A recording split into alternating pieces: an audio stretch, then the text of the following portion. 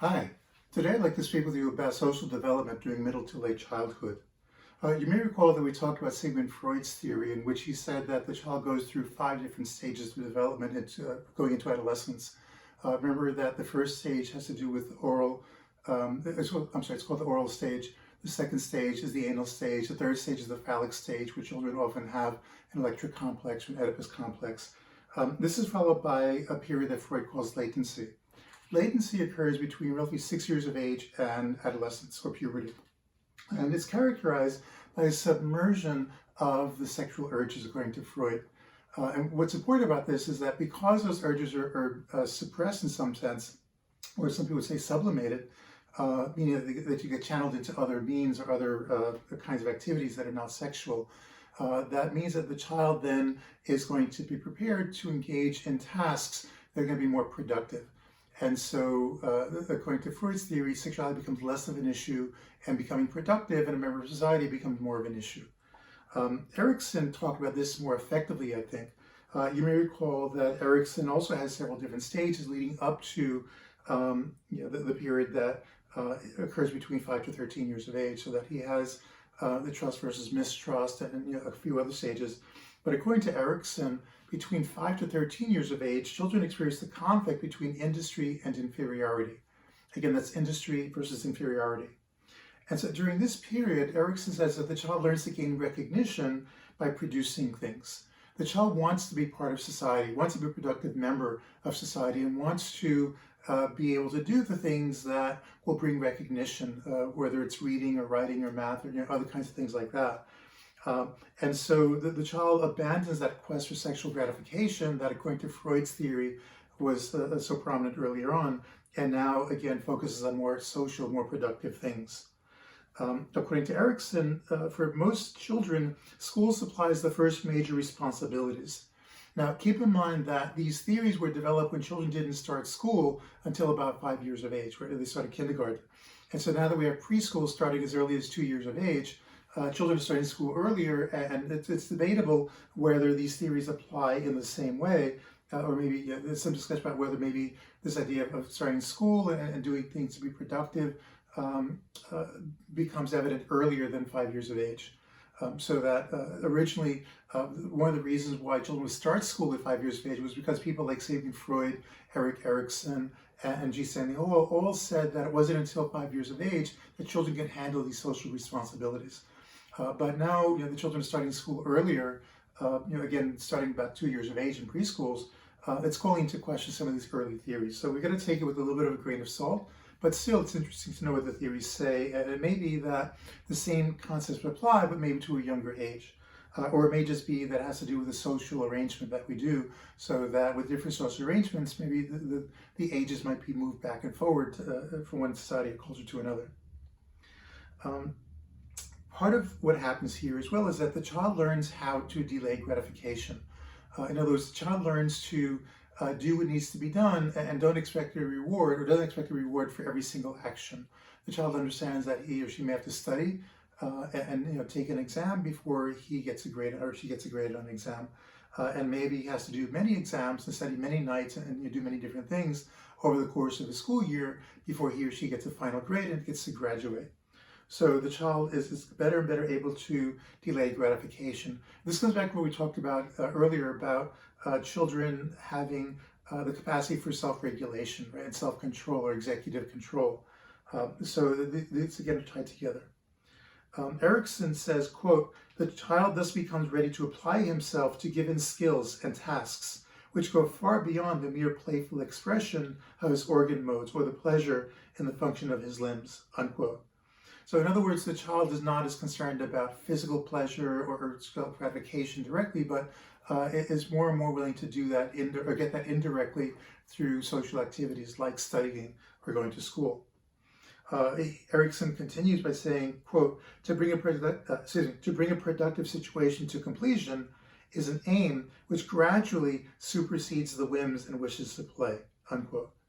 So according to Erikson, then the child learns how to be productive and to value being productive. or also to maybe enjoy the kinds of things that he or she is doing to be productive. So maybe the child learns to enjoy reading, or learns to enjoy other things like maybe music or singing or math and whatever it is. So that the child is not only restricted to physical pleasures, but can enjoy other things, a broader range of things. The child learns to get pleasure from completing work.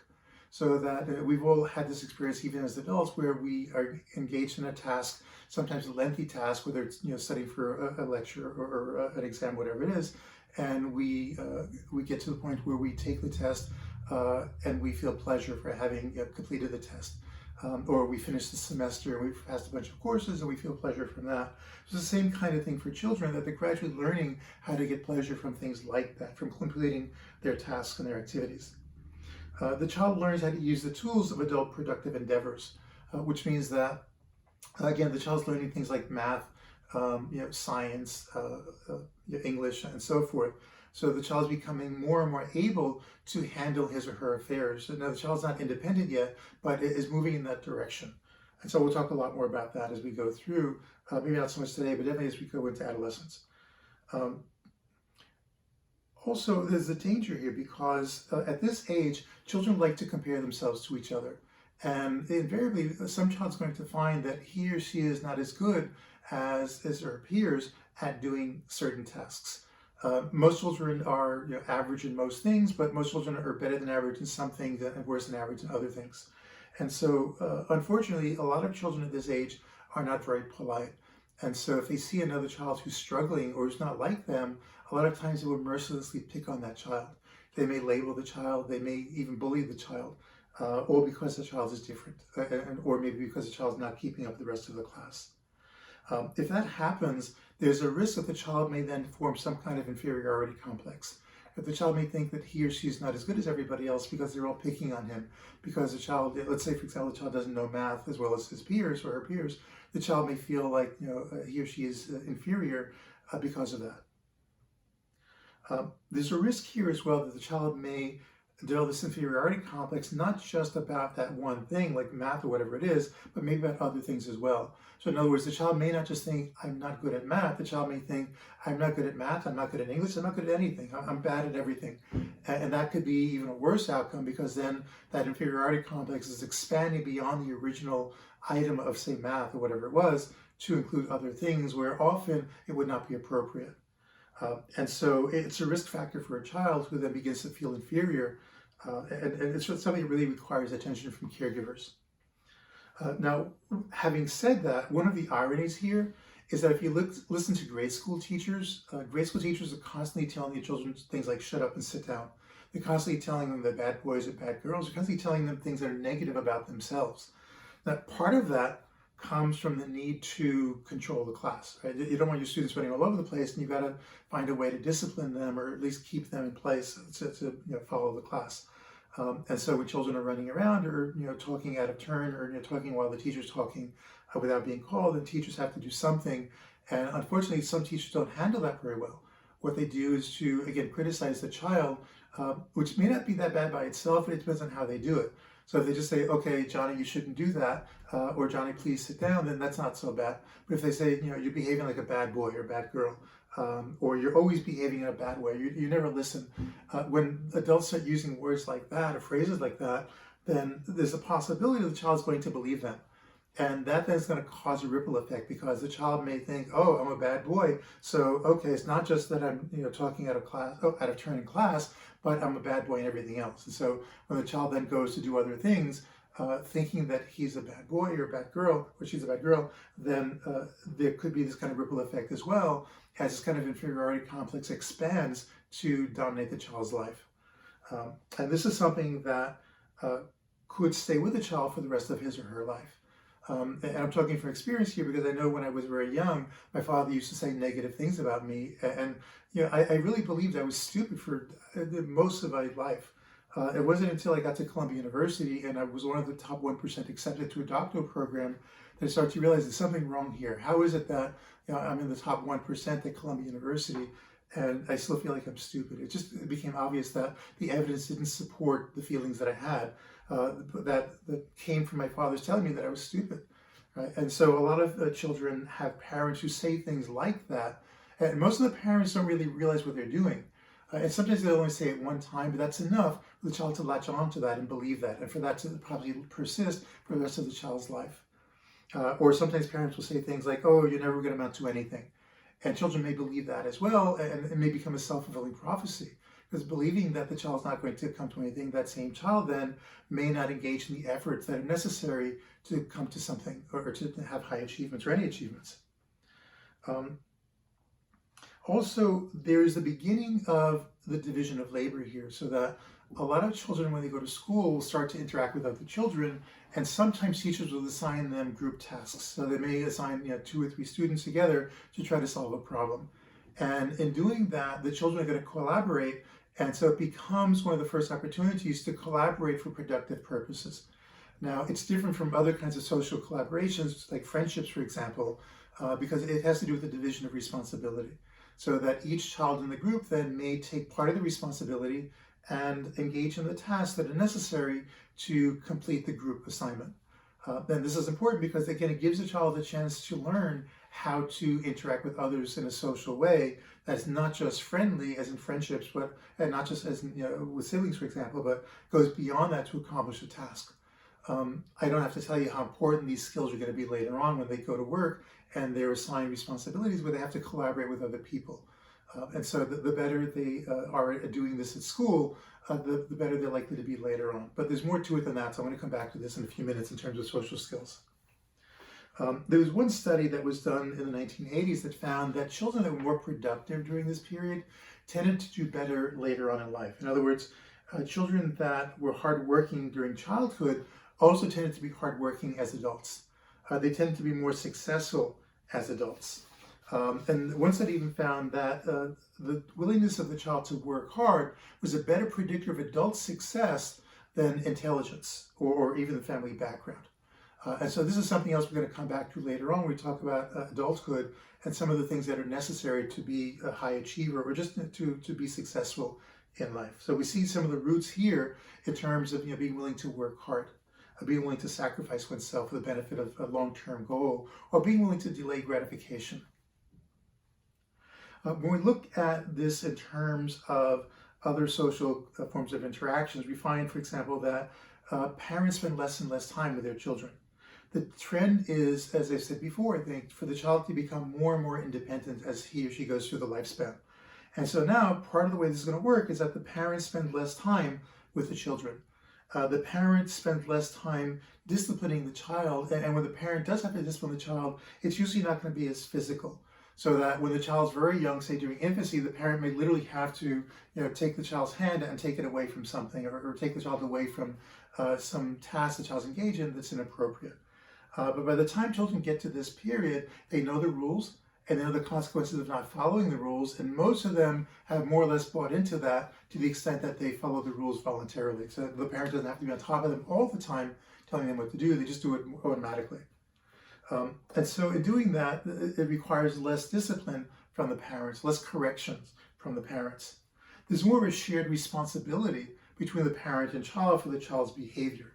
Remember I talked about this idea before of co-regulation, right? So co-regulation, again, is that shared responsibility between parent and child for the child's behavior. So that as children become more independent, as they become better able to control themselves and override their sort of temporary or momentary impulses, they require less attention, less control by their parents. And so parents can ease up a little bit, and that's part of this gradual shift of responsibility that I told you about before.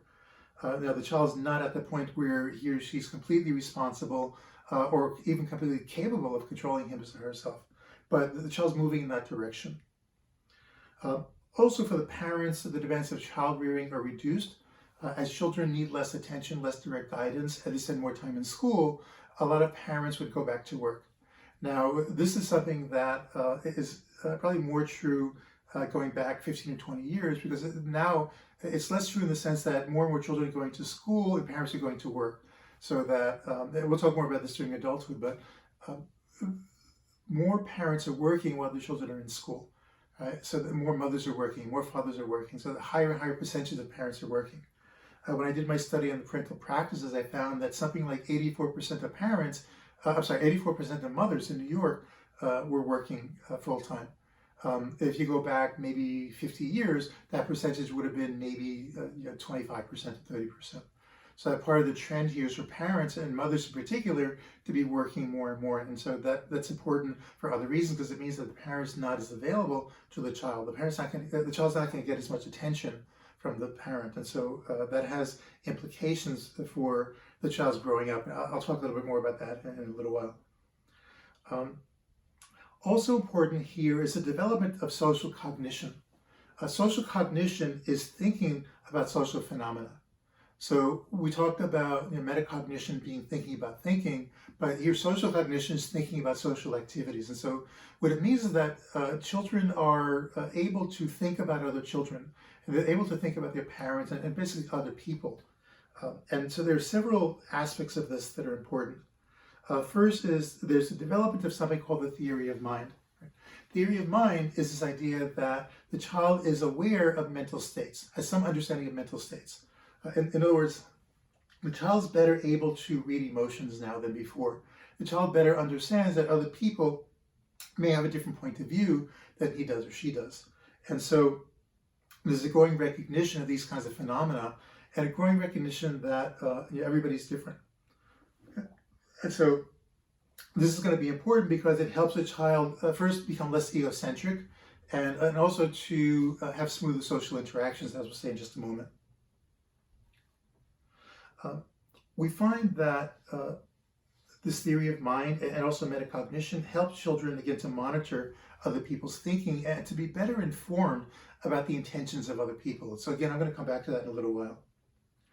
When we look at the emotional development of the child, we also can look at things like self-esteem.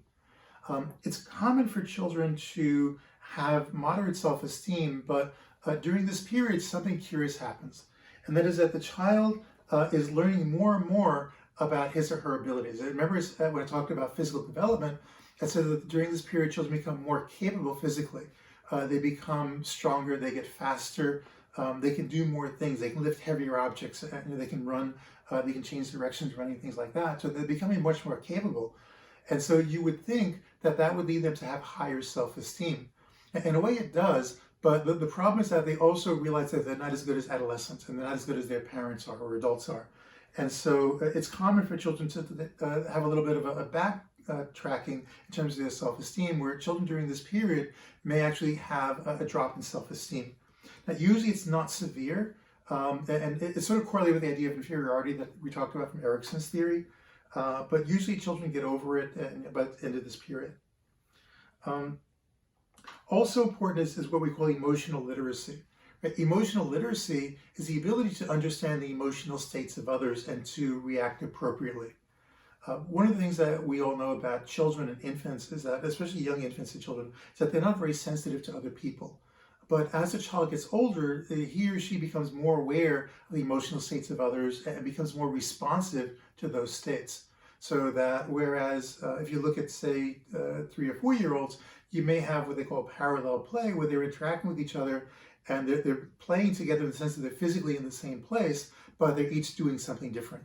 And they may even be talking to each other, but they're saying different things. They're literally having different conversations. So one child talks to the other child and says something like, "My daddy bought me a brand new a teddy bear yesterday." And the other child will respond by saying something like, "Well, yesterday my mommy and I went out to the playground." And the first child says, "And the teddy bear is brown and is really big and it's so furry and fluffy." And the second child then says something like, "We were in the playground and I was on the monkey bars." And so they both carry on basically talking to each other, but not with each other. They're not incorporating what the other person says into their conversation. Again, that's called parallel play. And so that is going to give way to more recognition of what the other person is saying during the middle to late childhood period.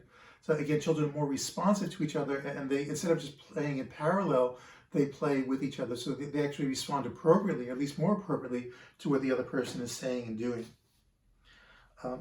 But that takes some practice, to learn how to read emotions, right? It means that the child has to learn how to read body language, has to read tone of voice and things like that. And frankly, children are not that good at it at this point. They're going to get better, but they're better than they were during infancy, obviously, and better than they were during early childhood, but they still have a long way to go. But having said that, they're still getting better. For example, they learn to look for indications of what the other person's state of mind is. Right? They begin to judge a person's action not just by the consequences as you have earlier, but more and more by the intentions. And so they are giving more attention to how to figure out what the other person's intentions are. So again, they're looking more at the body language, they're looking more at listening more to the tone of voice, looking at facial expressions, and looking for clues again to what the person means and what the intentions are. There's a greater and greater recognition that children may do something that is wrong, not because they meant to be bad or meant to be wrong, but rather because they made a mistake, right? Or they just didn't know better, or it was an accident. Right? And so that's important because it enables them to have smoother social interactions. They're also more aware of the constraints on other people's emotions, so they become more aware of the fact that there are certain things that you're not supposed to say to your mom or daddy. Or there's certain things you shouldn't say to your siblings or your peers because it might hurt their feelings, and usually they don't want to hurt their feelings. So there's a greater sensitivity in that regard as well. There's also a tendency to become less blatantly honest. One of the things that characterizes young children, especially early childhood children, is how honest they are. And they're constantly saying things that are inappropriate, but that are honest. And I can give you one good example. When my son was about 5 years old, his mother and I took him to the grocery store. And we went to the grocery store, we were walking down the aisle that had the fruits and vegetables, and his mother went over to the grapes and took a grape and tasted the grape. And she was just deciding whether she wanted to buy it or not. And so she didn't want to buy the grapes. So she kept walking. And my son went over and he took a handful of grapes and he's putting them all in his mouth. And I went over, I said, "You're not supposed to do that." And he said, "But Mommy did." I said, "Yeah, but the thing is, if you take too many, then that's stealing. You're not supposed to take grapes like that because it's not appropriate." I said, "If you take one, it's okay, but it's too many and it's stealing." And so he seemed to get it. But when we were at the checkout and the cashier is reading up all the different items, he turned to his mother and said, "Mom, how come you stole the grape at in the fruits aisle?" And of course, the cashier looked at his mother like, "What's going on? Where do you put the grapes that you stole?" Right? And so children often do things like that come across as both honest but also socially inappropriate. So also they have better ability to control themselves. Like, remember I talked about self-regulation, right, and executive control. And so as children get better at controlling their own minds, controlling their speech and their actions, they get better at controlling their social interactions. And so because of these things, we find that there's a tendency to become more and more successful in the social interaction. So there's less fighting, there's less bickering, there's less trying to force the other child to do what you want, and more sort of give and take. Also, as a child becomes more capable intellectually, the child becomes able to form more nuanced impressions of people. And what I mean by that is that the child can have more than one impression of the same person or the same event at the same time, right? And this happens to you and I many times when if I say, "Okay, what do you think about such and such a professor?" You might say, "Well, that professor is really good in some ways, but maybe not so good in other ways," right? Or maybe you have a friend like that, where you really like certain things about your friend, but there are other things you don't like so much, right? And so the ability to have more than one impression of another person or event at the same time emerges during this period. And it's partly due to what Piaget called decentering. Remember we talked about centration earlier on, and now they're getting over-centration. But partly also because they're becoming more informed about what other people can do and what they think, and how they are not limited to only one opinion about something. And so it's not until about 11 or 12 years of age that children start to report simultaneous contradictory feelings about either objects or events. So it's something that emerges a little bit late in late childhood, but it does emerge around that time. Also, the child is better able to monitor his self. In other words, the child is more self-conscious, not quite as much as adolescence, but more so than earlier. I mean this in the sense that the child is more aware of his behavior, more aware of her behavior, is better able to assess what he or she is doing, in part by looking at the reactions of other people. And so that's important because the child then is going to realize that he or she is not as capable as he or she thought they were. And it may even lead to something like learned helplessness. Right? There's some children who just believe they can't do things. And this comes back to what I talked about before about inferiority. But some people have this idea about being helpless, or they just feel like they can't do something, or they can't improve at whatever it is. I remember once my mother was babysitting for a little boy. He was probably about maybe 4 or 5 years old. And she had to go out of the house for a little while and left me with the boy. And the boy said he was thirsty. And so I said, well, go get some milk. And he said, I can't. And so I went with the little boy to the kitchen, and I took out a glass, and I took out the milk, and I tried to give him a container of milk and told him to pour himself as much as he wanted to. And he looked at me almost as though he were in terror. And he said, I can't do that. I can't do that. And I said, sure you can. I'm sure it's okay. You can try. Go ahead. And so it took a little bit of effort, but I finally got him to take up the container and to start pouring milk. And while he was doing that, he spilled a little bit. And if you had seen the look on his face, it looked like he was horrified. It looked like he thought he was going to get beat up. And so I just smiled and said, oh, don't worry, it's okay. Everybody does that a little bit sometimes. Just keep going. And so he continued pouring the milk.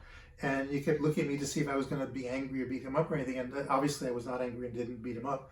And so when he was finished, I said, see, you can do that. It's okay. You're good at that. And he looked at me and he smiled. And the smile was probably about as broad as his frown was deep before. And so he realized that he could do that and he was capable. And I don't know if he ever overcame that fear and what else was going on that caused him to have that fear. But at least in this occasion, he realized that he could pour the milk by himself. And it's a small thing. But the thing is, when children start to develop that sense of helplessness, or that sense that they can't control something, or sometimes they have authoritarian parents, the idea that they can't do anything without the parents' consent, then that can become stifling, right? It just becomes paralyzing where the child can't do anything, and it reduces the child's ability to become independent. But in that particular instance, at least I hope I was able to nurture some independence in the child, at least to the extent of pouring his own milk. So the thing about learned helplessness is that when children believe they can't do something, it reduces their effort, right? Or they reduce their effort. And sometimes it becomes a self-fulfilling prophecy because a child believing that he or she can't do something doesn't try as hard, right? When the child believes that he or she can't do something, this first sign of failure or difficulty, the child tends to give up. And then when the child gives up, that becomes a self-fulfilling prophecy because the child says, oh, see, I couldn't do it. I stopped, I couldn't do it, I failed. But if a child didn't believe that they were helpless or didn't believe they couldn't do it, if they believed they could, or at least if they were willing to keep trying, they might have found that perhaps they failed the first time, but maybe the second or third time they would have succeeded. And so they could have learned that they would have succeeded if they just kept trying or being persistent instead of failing. So that's very important with the children when they, if they fail at something, if you're supervising them, then try to be supportive. You want to get a sense of whether what you're asking them to do is appropriate for their age. And if it is, and especially if you know other children of that age have done that, then try to encourage the child to keep trying and maybe try again, as long as they're not hurting themselves or anybody else. And invariably you find the child will succeed and that then becomes a solid brick in their self-esteem. Another area that is important is friendships. During this period, we find that friendships become evident. Now, infants may have other friends, but it's not the same, right? Infants aren't really aware of their friends in the same way that they're going to be later on. By the time the child gets into school and starts to associate with other people, the child's going to be surrounded by others that are around the same age and around the same social level. And so these are referred to as peers. So that the peers can be defined as other people that are the same age and social status as somebody else. So your peers are the people that are around your same age and social status who you tend to play with or go to school with. And so when children go to school, they're going to meet other peers. When they go to the playground, they're going to meet other peers.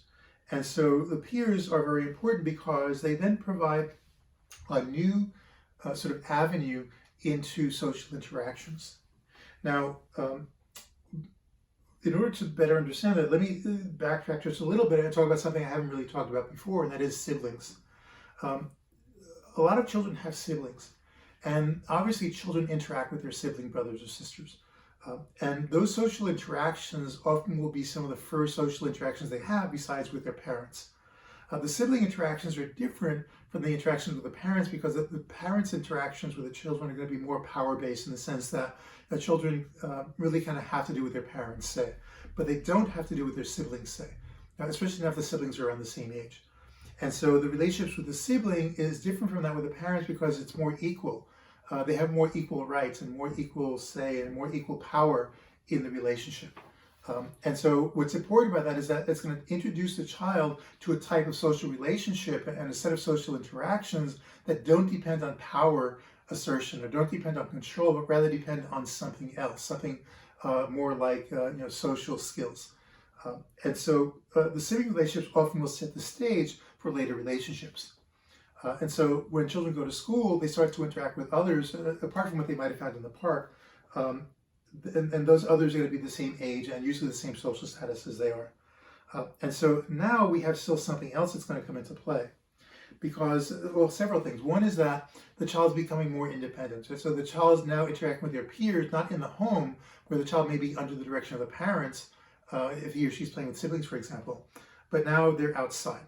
They're in school, maybe in the playground, and they're interacting with peers, and there may not be any adults in the immediate vicinity. There are probably teachers around somewhere watching what's going on, but the children interact with each other more and more independently. So they don't have parents telling them what to do or caregivers or teachers telling them everything they have to do. And so that means they're more independent. And it also brings up something else, and it's what Peter refers to as egalitarian justice. It's hard to overestimate this, but the thing is that when you're interacting with peers, you're interacting with people who have the same level of power as you do, more or less.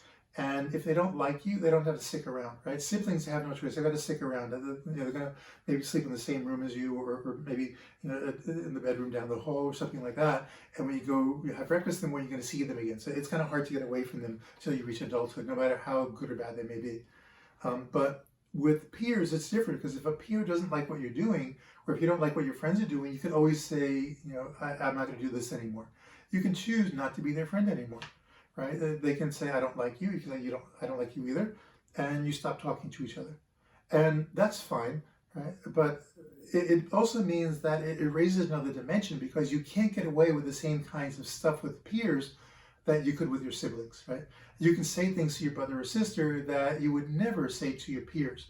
Partly because you know that your brother or sister is going to be there the next day. They're not going to leave you. They're still going to be your brother or sister. But with your peers, if you say the wrong thing, they may stop being your friend. Right? So you don't want to engage in the same kind of harsh behaviors that you might engage with your siblings. And hopefully you don't engage in harsh behaviors or negative behaviors with your siblings, but I'm just saying that there's a difference in the quality of the relationship because of this. So that the peer relationships are more voluntary than sibling relationships, which of course are more voluntary than even parent-child relationships. We find that friendships then become an important medium for social exchange. Like siblings to some extent, but even more so, friendships become a way to share information.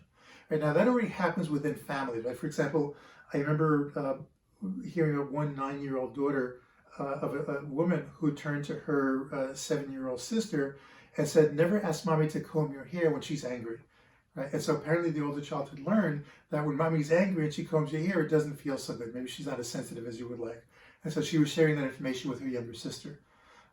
And so that same thing happens between friends, but even more so. Because when you're with friends, you spend more time talking, you're not the same closeness, and you're not on top of each other all the time. So there's a different emotional attachment, a different feeling towards our friends than we have towards our siblings.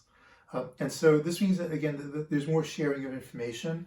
And not only that, but you have different kinds of information because your sibling is raised in the same household, while your friends are raised in different households. And so your friends' parents may have different rules for what goes on in the home or what's acceptable. So that with your siblings, all of you are exposed to the same parental rules. But with your friends, if they have different parental rules than you have, then again, that's a source of information. And there are many children who find that their friends are allowed to stay up later than they are and come home and tell their parents, well, how come I have to go to sleep at 9 o'clock when my friends don't have to go to sleep until 10 o'clock? And it's not just one friend, but 2 friends or 3 friends or whatever. And then that changes the conversation a little bit. So it's almost like gathering ammunition to argue with your parents to get what you want. Also, we find that friendships become more intimate so that there's more sharing of personal information. And here we're going to see there's a little bit of discrepancy between males and females. And so I'll come back to that in just a minute. But there's sharing of information and sharing of ideals and beliefs. And so let's talk about what do you want to do when you grow up? And what do you like now? And who's your favorite this and your favorite that? And so forth. So, or just complaining about things you don't like. Right? And so all of these things are things you share more with friends sometimes than you do with your siblings, depending on how close you are to your siblings. We find that as well, there's a difference between males and females in how they handle conflict. Males, for example, tend to be more aggressive physically. Females tend to be more aggressive socially. And we'll talk more about this later on when we talk about adolescence, but it's an important distinction because males tend to react to people they don't like in a different way. Again, they're more likely to maybe leave or get into a fight, a physical fight, whereas females are likely to just argue. And so there's an important difference there. There are differences in the way they play as well, so that we find that males tend to play in more competitive ways, whereas females tend to play in more cooperative or social ways. Right? Boys like to play sports, girls like to play house. And I'm overgeneralizing, obviously. And of course, this is, well, I don't mean to come across as sexist, but that's a stereotype, right? And there's still some truth to that. We find as well that males during this period tend to associate mostly with other males, and females tend to associate mostly with other females. In other words, males and females tend to isolate themselves from each other. They separate themselves from each other. It's something that starts typically in the preschool. So if you look at children who are, say, 2 or 3 years old, they're really kind of oblivious to whether their friend is a male or female.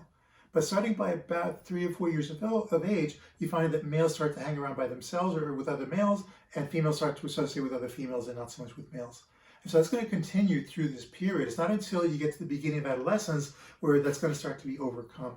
And so when we're talking about social development during adolescence, I'll come back to that and talk about how that works. Also important here is the ability of the child to engage in smooth social interactions. In general, the better the social skills are of the child, the more effectively he or she can engage in social interactions. And this is important because the quality of our social skills is correlated with a lot of things later on. If you read Daniel Goleman's book on emotional intelligence, for example, he cites studies that show that children who have better social skills tend to have more success later on. Actually, they have more success even in school. In school, children who have better social skills have more friends, for example. They're more popular than the ones who have worse social skills. The children who have better social skills are more likely to be asked to be on teams.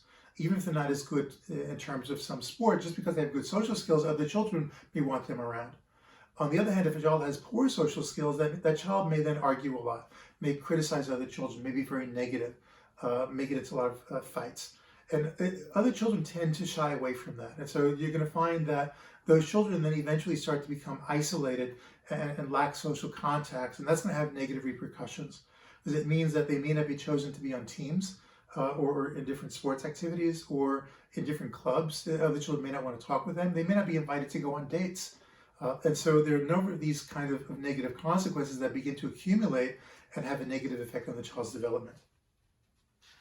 So popularity is correlated with social skills, but also correlated with later success.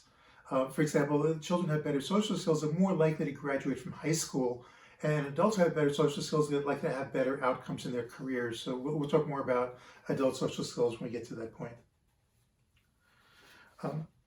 So I want to shift gears a little bit and talk about family structure.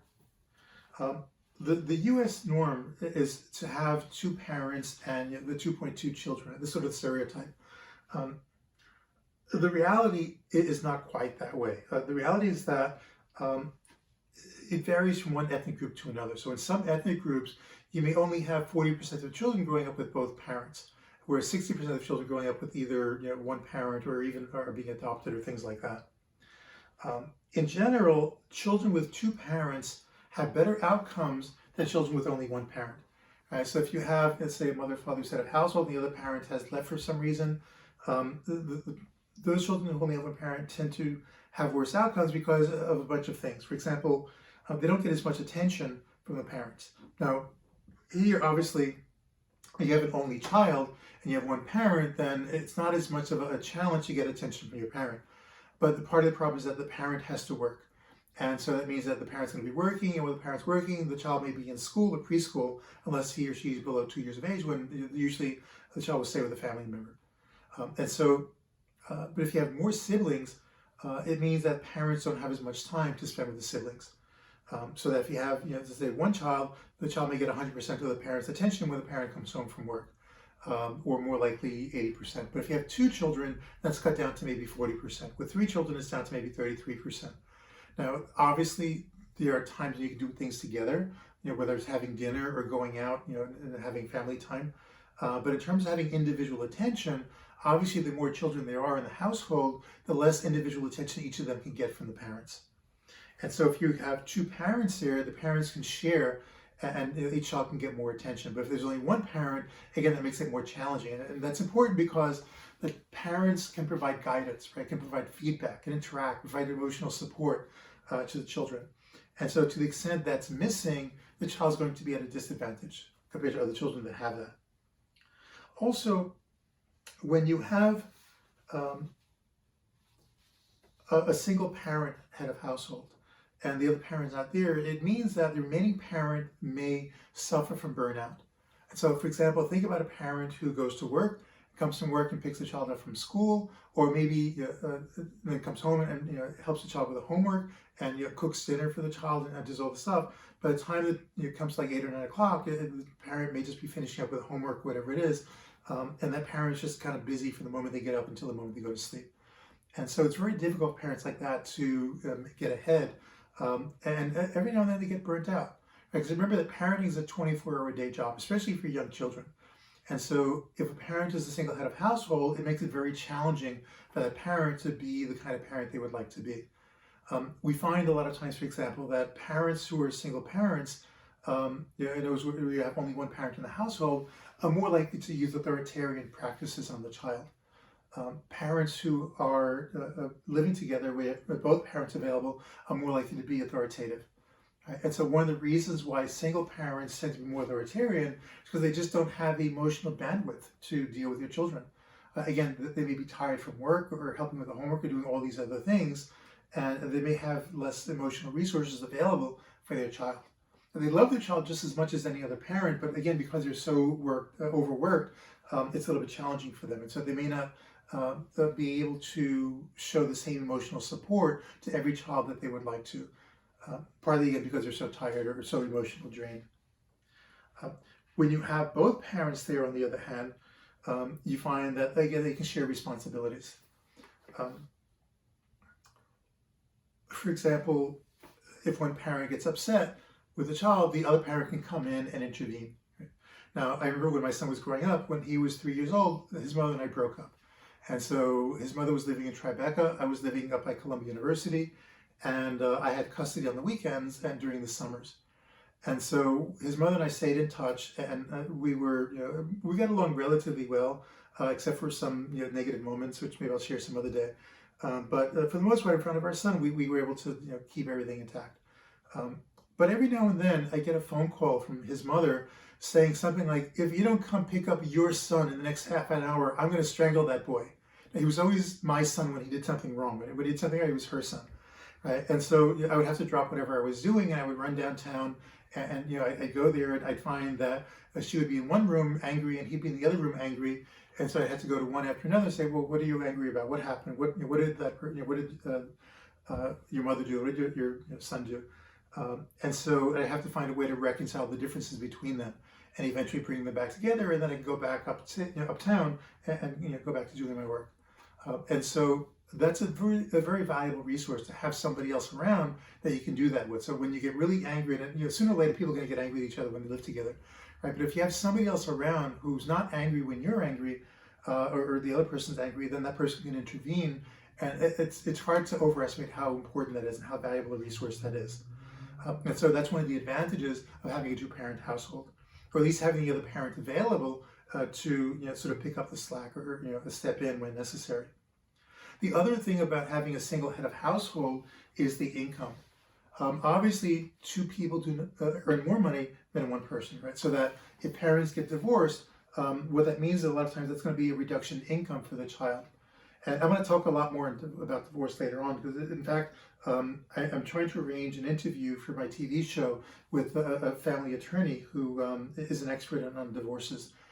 And so when that happens, it'll be on the TV show, which you'll be able to see, but I'll also post it on the YouTube channel once it's available. But in terms of divorce, when the parents get divorced, especially if they separate after the divorce, it means there's an immediate reduction in the income for that child. Now, one of the things that's happening that I like is when the courts make sure that the parent who leaves still provides some kind of support. So usually it's a child custody payment or something like that.